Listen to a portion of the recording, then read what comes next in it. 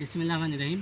আলহামদুলিল্লাহ, আমরা এসেছি সাতক্ষীরা জেলার শেবনগর উপজেলার একেবারে শেষ প্রান্তে একটি জায়গায়।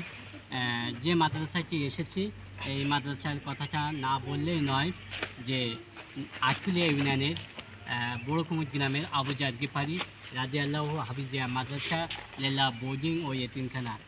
আপনারা জানেন যে এই ইউনিয়নের এই যে মাদ্রাসাটির আশেপাশের মানুষগুলো খুবই গরিব এবং অসহায়। আর বিশেষ করে আমাদের এই ছোট্ট ছোট্ট ভালোবাসার কাজে এবং এই মানবতার কাজে যে সকল মানবিক মানুষগুলো, ভাই ও আপু, দেশ এবং প্রবাসী যে সকল মানুষগুলো আমাদের এই ইফতারির কাজে প্রতি বছরের ন্যায় এবছরও যারা অর্থ সহযোগিতা করেছে, এই মাদ্রাসার কোরআনের পাখি গরিব, অসহায়, এতিম, দুস্থ, প্রতিবন্ধী ব্যক্তিরা মিলেই এবং আমার এই ভালোবাসার সংগঠনের পক্ষে পদ্মপুকুর ইউনিয়ন প্রতিবন্ধী কল্যাণ সমিতির পক্ষে আমরা তাদের জন্য, তাদের পরিবারের জন্য, তাদের সকল আত্মীয় স্বজনের জন্য আমরা বেশি বেশি করে দোয়া করব।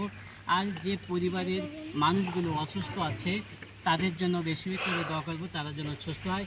আর বিশেষ করে আপনারা জানেন যে আমরা দেশ এবং প্রবাসী এবং এই আমাদের দেশের যে সকল মানুষগুলো, সামাজিক বিদ্যমান মানুষগুলো, আপনারা জানেন যে আমরা প্রতি বছরের ন্যায় এবছরও আমরা ধারাবাহিকভাবে আমরা ইফতারির কাজ চালু রেখেছি এবং আমরা করতেছি।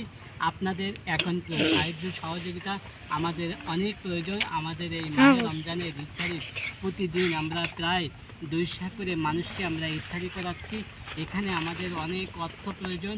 আপনারা যারা আমাদের এই ছোট ছোট ভিডিওগুলো দেখেন, আমাদের ছবিগুলো, আপনাদের অর্থ পেলে আমরা খুব সুন্দরভাবে আমরা এই কাজটি অনেক সুন্দরভাবে করতে পারবো।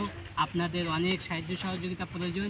আর বিশেষ করে আমি সর্বশেষ একটি কথা বলবো, আমাদের এই কাজের সকাল থেকে সন্ধ্যা পর্যন্ত যে সকল মানুষগুলো আমাদের এই সার্বিক সহযোগিতা করে রান্নার কাজে, মা এবং চাচি এবং আমার বোনেরা, আর বিশেষ করে এই যে বেকালে যারা আমার এই কাজে যে আমাদের সংগঠনের পক্ষে যে সকল মানুষগুলো এই কাজের সাথে জড়িত, ভাই এবং বন্ধু, ছোট ভাইরা, তাদের জন্য আপনারা দোয়া করবেন এবং তারাও আপনাদের জন্য দোয়া করবে।